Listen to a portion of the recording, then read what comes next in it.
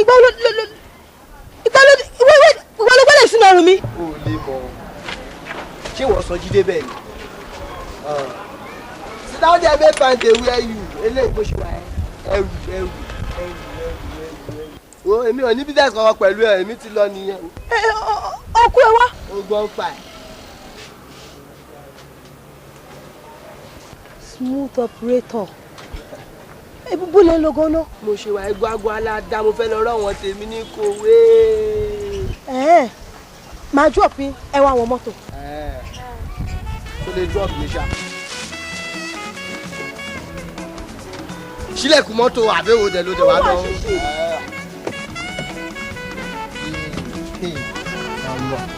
ilé ẹrù làbíjọ àṣírí ilé ẹrù làbíjọ.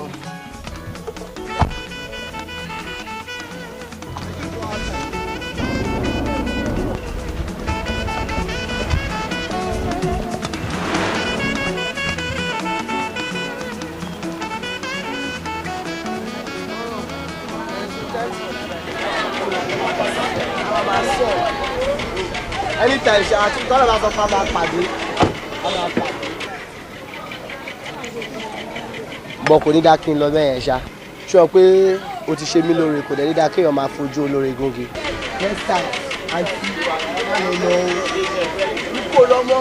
tó bá lọ nà àwọn boys máa kọjá mọ́ ẹ lára o gbà. kí lè tó fún mi lówó. of course ìwọ ló lówó náà. owó mi.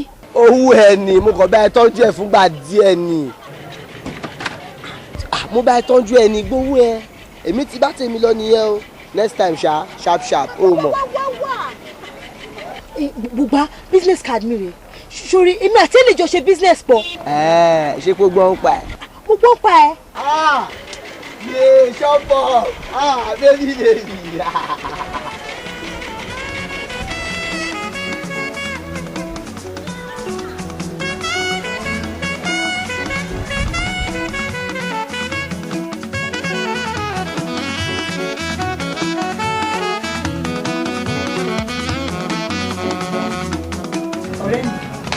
àwọn ọmọ ẹ̀kọ́ ṣé wọ́n ṣàn behave ṣá. wọ́n behave o lọ́la tipátipá wọ́n behave yẹn nígbà fún wọn náà ni.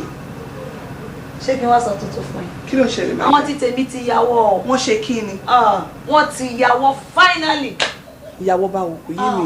ṣé o mọ̀ pé customers ò kí ń pè mí mọ́ mi ti ẹ̀ rí wọn for over a week now.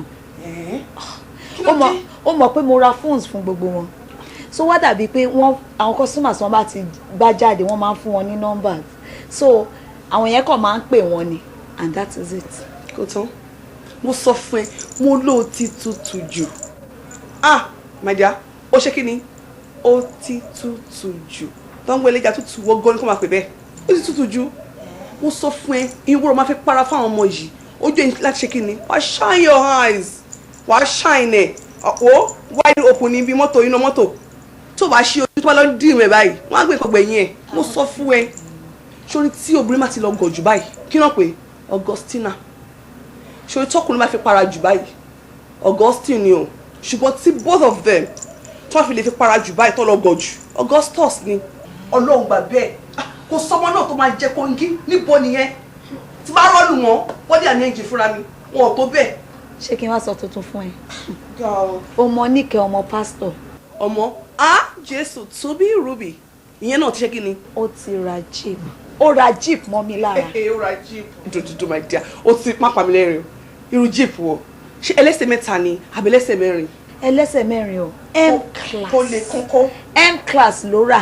tó dó ṣámú. ooo mo sọ fún ọmọ yìí. ìyẹn ló wá sọ ni kí ni cousin ẹ tó gbé wá kọ. ètò òwò bíi Salvador yẹn. Dúpẹ́ ti yàwọ́ finally. irọ́ gbogbo wọn ti ṣẹ́kọ́nà mọ́ mi lọ́wọ́. ìyẹn ọmọ yẹn náà tó wọ bẹ́lúbẹ́lú yẹn. wọ́n ti ṣàpò yín òun náà ó ti là lójú tán òun náà fẹ́ mọ ẹgbẹ́ ẹ̀mọ́ kọ́ nìyẹn. àwọn ọmọ tí mò ń bọ́ tí mò ń raṣọ fún tí mò ń take care of. ìkọ́ ìṣẹ̀wà lára wọn gbà tọkọ ọmọ dé báyìí. wọ́n dàbí Christmas turkey wọ́n kó wọn dé ìkan tọ́rí láńtọ́ ẹnu ẹ̀ lálá ẹnu ẹ̀ bó ṣe dúró de tó dúró báyìí bẹ́ẹ̀ ló tí ìwẹ̀ mo ní wo báyìí. wọ́n ti wá lajú tán. ṣàròrà fi sílẹ̀ princess bó ṣe máa help me. nǹkan tí mo wá fún bó ṣe máa help me out tí mo máa gain àwọn customers mi padà tó jẹ́ pé àwọn ọmọ yìí máa fowó jíṣẹ́ kò sí nǹkan kan mọ́. My dear, má bínú ṣe ti gbọ́ wọ́n ní máa bẹ̀ ṣé gbogbo owó tí ò sí tí ò wọlé yìí ó máa wọlé. What's the problem, my dear? Ṣé mo ní trip kan tí mo fẹ́ lọ ń sìn ní Italy fẹ́ kó àwọn kan lọ ṣòrí tí mo máa fi dé báyìí tí mo máa fi land báyìí ọmọ máa mú ẹ jáde ṣòrí ẹsẹ̀ mi tó ránwó báyìí ogun bàjẹ́ a máa rìn gidi ni o àwọn gan wá ká màmá wọn máa fúnra wọn náà máa pè é báyìí wọn máa wẹ ẹ rí ṣòrí tí wọn fẹ́ dàbí Scooby-Doo nínú wọn tó lọ ń bẹ̀bẹ̀ kú bẹ̀ máa yanjú ẹ ni kí ló ń sọ fún mi yìí a máa jáde gidi ẹsẹ̀ ìṣòro ẹsẹ̀ mi tó rí ogun o má fi para o má fi ṣe ti gbọ́ máa di. pẹ̀lẹ́ bàbá la rẹ̀ sìn. a tún fi bẹ̀tà díẹ̀. pẹ̀lẹ́. kí wọ́n kọ́ tó ṣẹlẹ̀ sí i ọ̀rọ̀ ẹ̀ dàbí ajá tó wọlé ẹ̀kún tí ó kú. ọlọ́run máa ní òpá mi. ní bàbá yẹn nú ẹ báyìí. ó ga Mide ló ṣe sell out fún mi. àgbàtọ́rọ̀ di pé kàbẹ̀ sí iná blow ó na ọ̀bọ̀n yẹn gidi ọmọ mi sọ pé kidney mi ò dá nìyẹn ó fún mi lẹ́yìn kan gà mo rò pé ni mo ta sẹ́yìn ọlọ́kejì bá mo lọ lẹ̀ nìyẹn mímí ò gbé mọ́. ọ̀rẹ́ dàbí ajá tó lọ sílé ẹkùn tó bọ̀ ni nǹkan tó máa ṣẹlẹ̀ nísìnyí ni pé a máa padà lọ sí Àbújá yẹn ṣó ń gbọ́ a máa rí lọ́ọ̀ṣì àtáàkì ẹ̀. Fẹ́mi mi ò dé lọ sí Àbújá. a máa padà lọ sí ẹ̀. Ọlọ́run tó yọ ẹ̀mí mi kó l'Àbújá má jẹun padà lọ. fìyálẹ̀ ṣé tí èèyàn bá wà ní London á débẹ̀ òyìnbó á lu visa fún un. tèmi yé mi o. tèmi gan yé mi ṣe tá a bá wà lọ sìn ṣé orí ọgbọ́n ta máa lò ìwọ fílẹ̀ fẹ́mi. á dẹ̀ pé wa. kò sí nǹkan kan bí ìyàlọ́ rẹ̀ mọ́ àwọn gbá wa gbà pé àwa tèkó agbóná yóò tàbúlà lọ. Fẹ́mi o tún tì mí ọ̀pọ̀ ló ti mi kí n lọ jà dúró rẹ̀ o tún tì lẹ́lẹ́kejì o. a máa padà lọ́bẹ̀ yẹn sẹ́ ìyá méjì ò gbọ́dọ̀ jẹ́ gbé. agbóná yóò lọ ṣàtàkì pẹ̀lẹ́.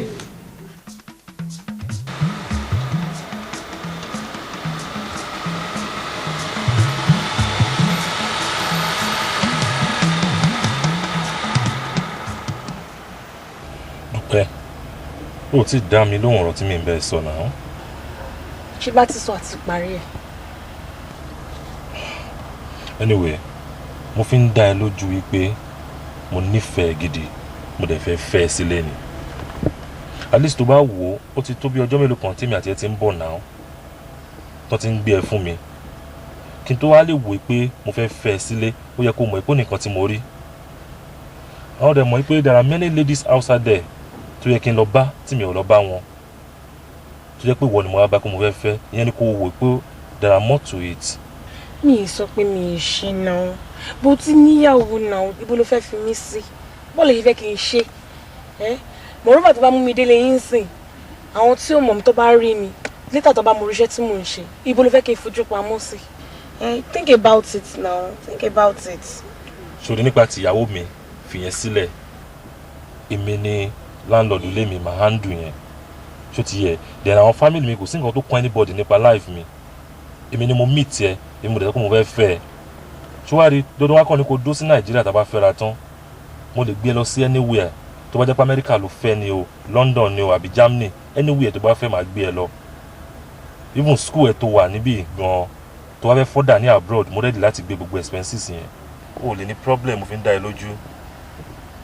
mi sọ pé problem àwa you think about it iṣẹ́ tí mo ń ṣe ni mo fi ń survive ibo ṣe fẹ́ kí n jókòó sílé kí n máa depend lórí ọkùnrin kí n máa retí kọkùnrin kan wá fún mi lówó you look at it mi lè depend lórí ọkùnrin mi níṣẹ́ tí mo ń ṣe how do you want me to cope how do you want me to live I mean and moreover tó bá yá sí ló máa fi bú mi ó máa sọ̀rọ̀ nípa past mi ìgbà yẹn ló máa mọ̀ pé èèyàn kan iṣẹ́ kan ló ń ṣe kó tó fẹ́ ló máa bẹ̀rẹ̀ story mi dẹ̀ ní fẹ́ràn nǹkan bẹ́ẹ̀ it will make me sad ó bẹ́tà kó fi mí sílẹ̀ mi ìwà ẹ̀ ju kó wá fi gbé mi sílé kó insult mi.